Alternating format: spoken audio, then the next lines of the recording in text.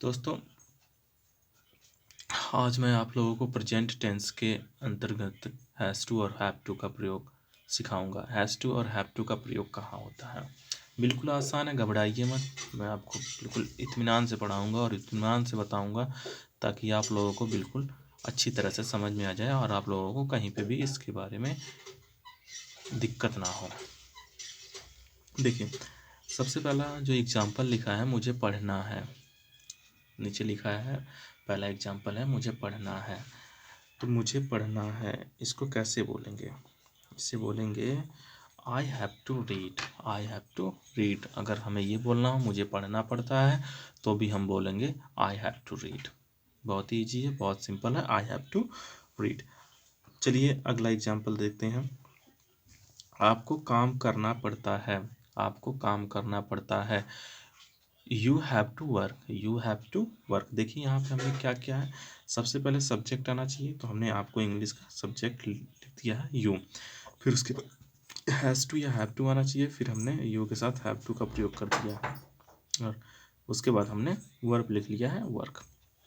तो इस तरह से हमारा बन जाता है यू हैव टू वर्क। बिल्कुल ही आसान है, हमें कुछ नहीं करना है। सेंटेंस में सब्जेक्ट ढूंढना है, उसको लिख लेंगे यू।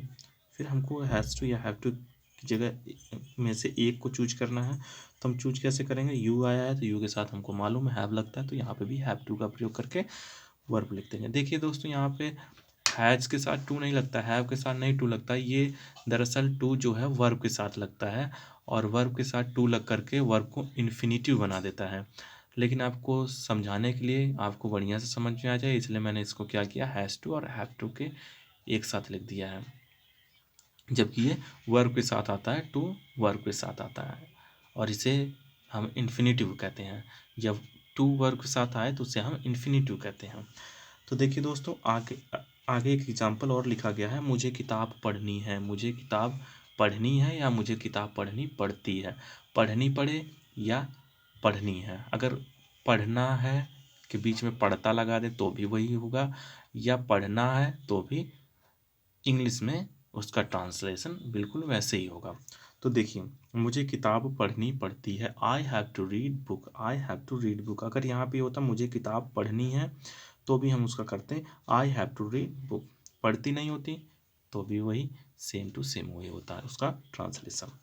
देखिए अगला एग्जाम्पल क्या है, रमेश को खेलना है। Ramesh has to play. Ramesh, अब यहाँ पे देखिए हमने हैज का क्यों प्रयोग किया है, यहाँ पे हमने प्रयोग इसलिए हैज का किया है क्योंकि रमेश जो है एक वचन है। एक वचन है, जो रमेश करता है वो एक वचन है और हमको मालूम है कि किसी भी नाम के साथ या एक वचन कर्ता के साथ हमको हैज का प्रयोग करना। मैं नीचे इसके बारे में मेंशन कर दूंगा, डोंट वरी। आगे देखिए क्या लिखा गया है। आगे लिखा गया है Ramesh has to play. Ramesh has to play. ये देखिए, ये छोटा सा नोट है आप लोगों के लिए, यहाँ पे इसको थोड़ा सा नोट कर लीजिएगा। जी हाँ, ये थोड़ा सा मैं नंबर डाल देता हूँ इसमें, आप लोग कंफ्यूज मत होइएगा। देखिए, ही सी इट तथा एक वचन कर्ता के साथ हम हैज़ टू का प्रयोग करते हैं। ही सी इट तथा एक वचन कर्ता के साथ हैज़ टू का प्रयोग। आई यू वी दे तथा बहुवचन कर्ता के साथ हैव टू का प्रयोग करेंगे। देखिए यहाँ पे थोड़ा सा दिख नहीं रहा, हाँ दिख रहा है, हैव टू का प्रयोग करते हैं। उसके बाद मुझे लगता है कि इसका जो कॉन्सेप्ट है क्लियर हो गया होगा, बहुत ही ईजी है। ही सी इट तथा एक वचन करता है हैज़ टू का प्रयोग कर देंगे। आई यू वी दे तथा बहुवचन करता है हैव टू का प्रयोग कर देंगे। और हैज़ टू हैव टू का प्रयोग कब करते हैं? जब वाक्य के अंत में ना है, नी है आए, या पढ़ता है, पढ़ती है, ऐसे सेंटेंस आए। जो सेंटेंस पढ़ता है, पढ़ती हैं ऐसे वाक्यों के साथ समाप्त हों उसमें हम हैज़ टू हैव टू का प्रयोग करेंगे। या जो सेंटेंस ना है, नी है, ने है, इस तरह के शब्दों के साथ समाप्त हो उसमें भी हम किसका प्रयोग करेंगे? हैज़ टू और हैव टू का प्रयोग करेंगे। और आपको मैंने एग्जाम्पल बाकायदे समझा दिया है। अगर नहीं आपको कुछ समझ में आता है तो कमेंट बॉक्स में कमेंट करके आप लोग बेहिचक पूछ सकते हैं, अपने सवालों का जवाब जान सकते हैं। देखिए नीचे हमने नेगेटिव सेंटेंसेस कुछ दिए हैं, उसके बारे में भी हम समझ लेते हैं कि इसके नेगेटिव सेंटेंस कैसे बनेंगे। देखिए लिखा गया सब्जेक्ट। इसका पहले स्ट्रक्चर देख लेते हैं, इसका स्ट्रक्चर क्या होगा। स्ट्रक्चर वही फार्मूला जो होता है उसी को स्ट्रक्चर हम कह रहे हैं। देखिए, सब्जेक्ट प्लस हैज़ है plus not plus two plus verb object. मैंने आपको ऊपर समझा दिया था, जो टू है वो वर्ब के साथ आना है, इसलिए देखिए यहाँ पे हैज़ और हैव के साथ से टू निकल करके वर्ब के साथ आ गया। हैज़ और हैव के बीच में, हैव और हैज़ के बाद नॉट लगेगा, फिर उसके बाद टू लगेगा, मतलब जो हैज़ हैव है और टू के बीच में नॉट आ जाएगा नेगेटिव सेंटेंस में। बिल्कुल सिंपल सा, इसको याद रख लीजिए।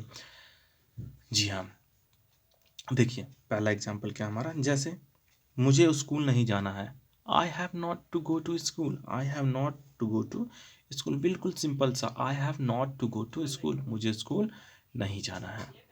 आगे देखिए अगला एक एग्जाम्पल और है, उसे नहीं खेलना है, उसे नहीं खेलना, इसका मतलब क्या होगा, उसे खेलना ही नहीं है।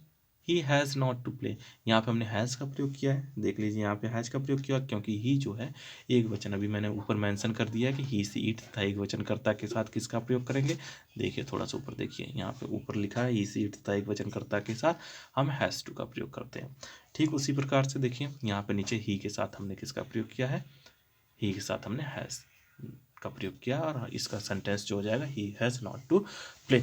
तो दोस्तों देखिए जो इंग्लिश स्पीकिंग में इस has to and have to का बहुत बड़ा ही रोल है, क्योंकि हम जब डेली लाइफ में बोलते हैं तो हमको हैज़ टू हैव टू का प्रयोग बहुत करना पड़ता है। तो इसी के साथ मैं आप लोगों को थोड़ा सा हैज़ टू और हैव टू की प्रैक्टिस भी करवा देता हूँ। देखिए जैसे कोई मुझे सेंटेंस मिल गया, मुझे काम नहीं करना है, इसका आप लोग जानते हैं, इसका हो जाएगा I have not to work, मुझे काम नहीं करना पड़ता है, I have not to work, इसका भी बिल्कुल वही होगा। उसे नहीं खेलना है, he has not to play. उन लोगों को वहाँ नहीं जा ठहरना है या जाना है, कुछ भी कह सकते हैं। They have not to stay there, they have not to go there, they have not to stay there, they have not to go